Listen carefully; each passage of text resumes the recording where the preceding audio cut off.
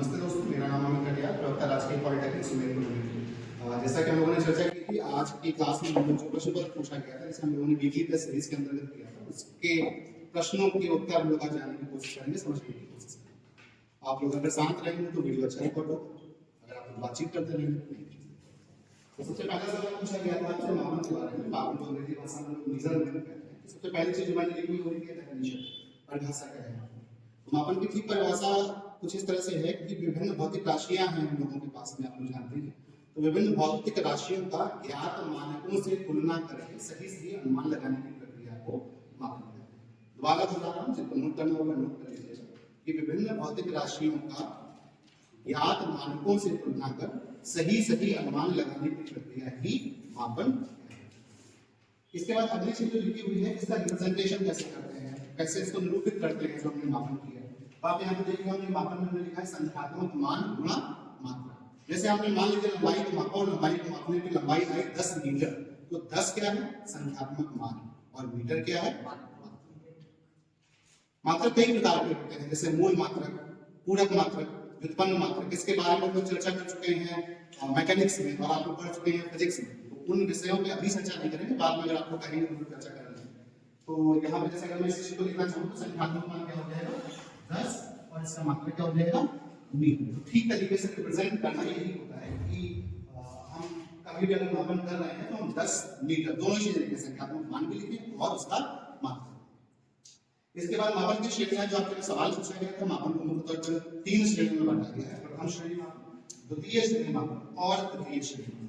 प्रथम श्रेणी मापन में जब हम सीधे ही माप कर लेते हैं तो उसे हम लोग कहते हैं प्रथम श्रेणी मापन। जैसे आप देख रहे हैं कि अगर आपको लंबाई नापनी हो और पैमाने से यानी कि स्केल से अगर लंबाई नापने जा रहे हैं तो आप उस स्केल से लंबाई की तुलना कर लेते हैं और आप जान जाते हैं कि लंबाई कितनी है, 3 centimetre, 5 centimetre, 3 inch, 5 inch, 9 inch, 11 inch, तो वो क्या कहलाता है प्रथम श्रेणी मापन कहलाता है। इसमें कोई भी रूपांतर नहीं होता। द्वितीय श्रेणी मापन में एक बार रूपांतर होता है। जैसे आपसे अगर कहा जाए कि आपको तापमान मापना है किसकी सहायता से, थर्मामीटर की सहायता से, तो आप देखते हैं कि थर्मामीटर में पारा भरा होता है और जब तापमान उसको मिलता है तो तारा में प्रसार, पारे में प्रसार होता है। जब प्रसार होता है उसका एरिया कांस्टेंट होता है तो उसकी लंबाई होती है और उस लंबाई को रूपांतरित हम लोग किसमें कर देते हैं तापमान में, कैलिब्रेट किसमें कर देते हैं तापमान में। तो इसमें हम एक बार रूपांतर करते हैं, इसे हम लोग कहते हैं द्वितीय श्रेणी मापन। तृतीय श्रेणी मापन में 2 बार रूपांतर करना होता है। जैसे आप देख रहे हैं कि टैकोमीटर से अगर हमें घुड़ी गति का मापन करना है, साफ तरीके से नहीं लिखा है तो मैं कह रहा हूं तो आप उसको नोट कर लीजिए। जैसे टैकोमीटर की सहायता से घुड़ी गति का मापन करना होता है तो टैकोमीटर क्या करता है, कोई भी चीज जैसे घूम रही है, जैसे आपको मोटरसाइकिल का पहिया घूम रहा है तो उसमें एक साफ प्रेस लगा दी जाती है, वो साफ उसी स्पीड से घूमती है जिस स्पीड से आपका पहिया घूम रहा होता है।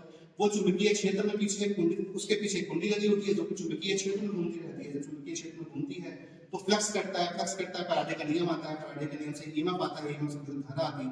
तो एक रूपांतर हो गया कि रोटेशनल स्पीड को आपने किसमें कन्वर्ट कर दिया, विद्युत धारा में या ईएमएफ में या विद्युत वाहक।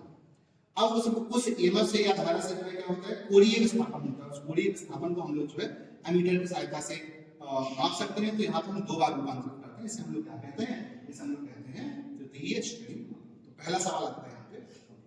अगला सवाल आपसे प्रश्न पत्र में पूछा गया था, वो पूछा गया था आपसे प्रेसीजन यानी कि सूक्ष्मता क्या है।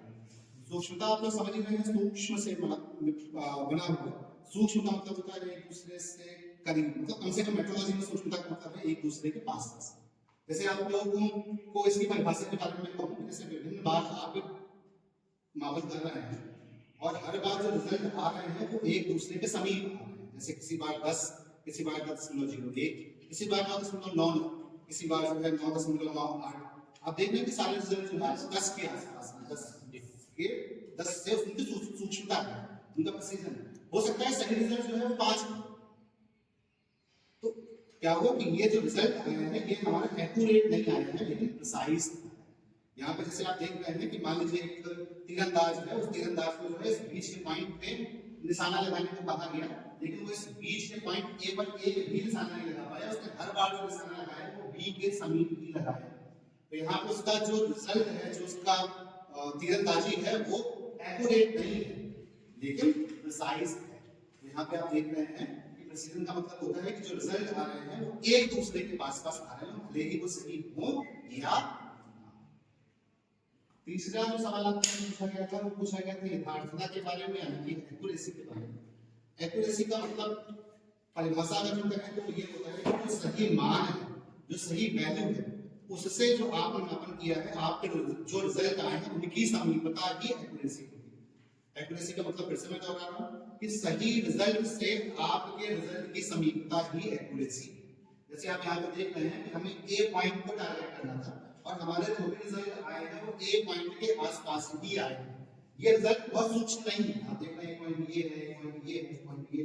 पिछली बार का रिजल्ट ज्यादा सूक्ष्म है, इस बार रिजल्ट ज्यादा एक्यूरेट है। क्यों? क्योंकि जिस पॉइंट को हमें टारगेट करना था उसी पॉइंट के आसपास हमारा रिजल्ट आ रहा है। तो प्रिसीजन अलग बात है, एक्यूरेसी अलग बात है। प्रिसीजन का मतलब आपस में एक दूसरे के आसपास, एक्यूरेसी का मतलब होता है कि टारगेट पॉइंट के आसपास। ठीक। प्रश्न संख्या 4 जो आपसे पूछी गई वो पूछी गई फिट के बारे में।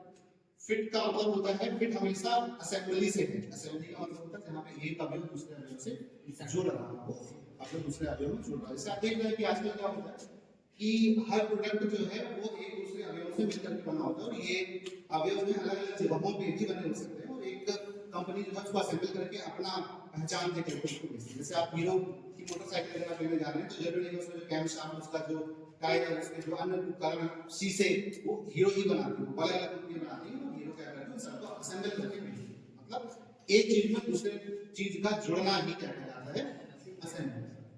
अब फिट क्या होता है? इस जुड़ने में ही, इस असेंबली में ही जो कड़ेपन या ढीलेपन की माप होती है उसे हम क्या कहते हैं, फिट कहते हैं।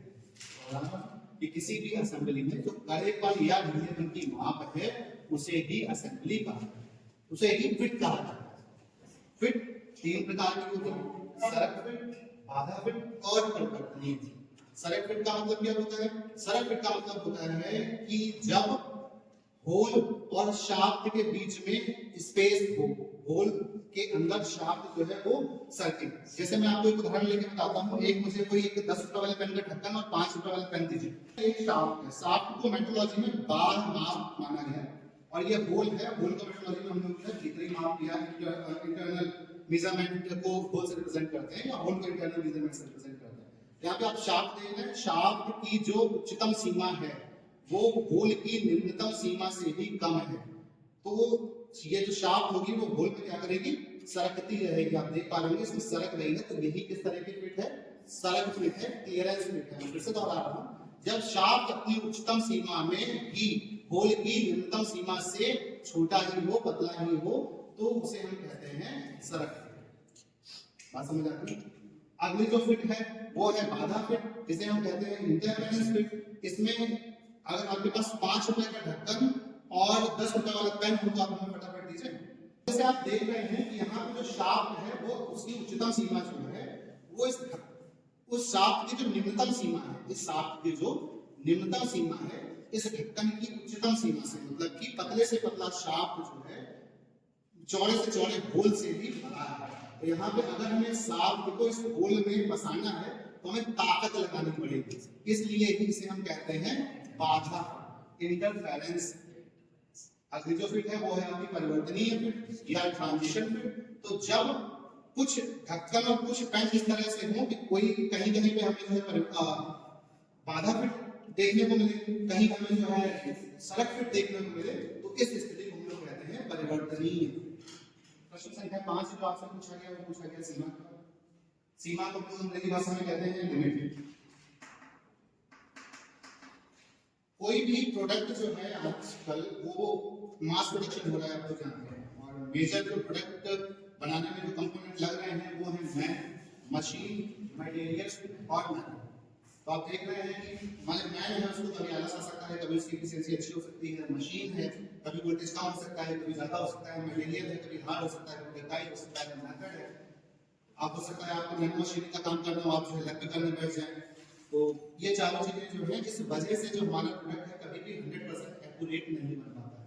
जैसे अगर हमारा टारगेट साइज मान लीजिए 10 मिलीमीटर है तो कोई भी प्रोडक्ट जो है हो सकता है 100 प्रोडक्ट बनाए और 100 में से कोई एक भी 10 मिलीमीटर का ना बने, तो कोई 10.01 मिलीमीटर का बने, कोई 10.002 मिलीमीटर का बने, कोई 9.999 मिलीमीटर का बने। हो सकता है दसियों हजार प्रोडक्ट में कोई एक प्रोडक्ट हो वो आप 10 मिलीमीटर बना पाए। नाप आप तब भी नहीं पाएंगे क्योंकि 100% एक्यूरेसी से जो है आप नाप सकते नहीं हैं। तो इसलिए जो है हम लोगों को किसी भी प्रोडक्ट के लिए हायर लिमिट यानी कि अपर लिमिट और लोअर लिमिट जो है वो रखनी होती है।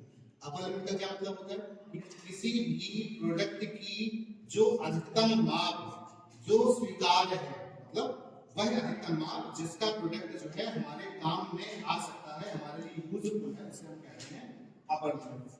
और वह न्यूनतम माप जिसका प्रोडक्ट हमारे लिए काम में आ सकता है उसे हम कहते हैं लोअर लिमिट। उदाहरण के लिए जैसे अगर मुझे कोई 10 मिलीमीटर की एक शाफ्ट बनानी थी, अब चूंकि मैं 10 मिलीमीटर की शाफ्ट बना नहीं सकता था, बना नहीं पाया, तो 10.1 मिलीमीटर तक की जो शाफ्ट है वो हमारे काम की है, और 9.9 मिलीमीटर तक की जो शाफ्ट है वो हमारे काम की है। अगर 9.9 से छोटी कोई शाफ्ट बनी होगी तो हमारे लिए बेकार है, 10.1 से बड़ी कोई शाफ्ट बनी होगी तो भी हमारे लिए बेकार है। तो इसलिए हमारी जो अपर लिमिट है वो 10.1 मिलीमीटर और जो लोअर लिमिट है वो 9.9 मिलीमीटर